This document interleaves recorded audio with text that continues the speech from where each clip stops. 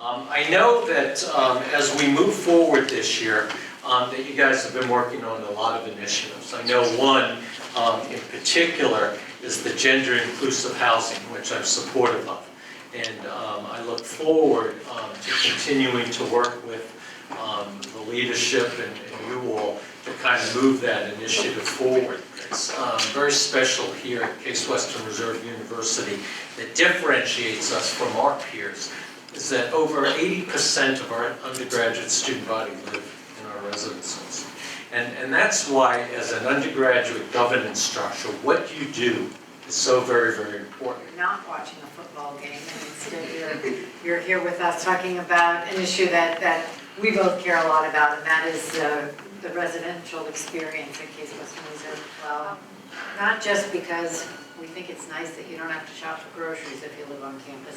It's because research shows, not just at Case Western Reserve, but nationally, students who live on campus have a dramatically improved overall college experience and improved chances of academic success if chosen to stay on campus, and that you're doing what you can to make the experience better. So my questions are about how do you define community? What do you think that you and we can do to make the residential experience better? I'm happy to take your questions, but would love to hear from you about that. So, community colleges, and then the top of the hill, bottom of the hill, if you get a sense of pride of where you live, so having like a sense of pride or something to belong to kind of makes you feel like you're a part of something. so that's a great definition of community. And of course, making a difference where you live is where it always should start, and obviously you all believe in that. And it's more than just making people feel comfortable, it is that, but having that sense of belonging and knowing that you have people who will support you when you need it is an important part, I think, of creating that. And that's I know there are some people who come from, the other side of the country, the other side of the world, and they don't have that opportunity. But I think if you have a good sense of community, you should want to be where you are. Well, I love your description of your experience. I talk to parents of prospective students, and occasionally I talk to parents of prospective students who grew up around here, like you did. And I always say, I think if I could advise you of anything, it would be to insist that your freshmen live on campus, because it's the best way to really have the full experience. So we hope that people don't find just one community, but we do think it's important to have at least one community. And I think starting where you live is actually a really great place, even though it shouldn't end there. I spoke to the RAs the other day. I talked about the Student Affairs Strategic Plan. Goal 2 and Goal 3. Goal 2 is build community pride.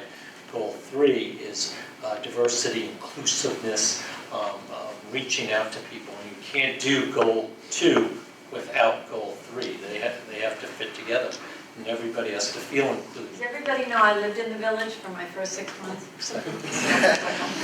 Building 4. And what did I get? 4 weeks? I only got 4 weeks. Students living there now, students living there now. And I should tell you that I had not officially started yet.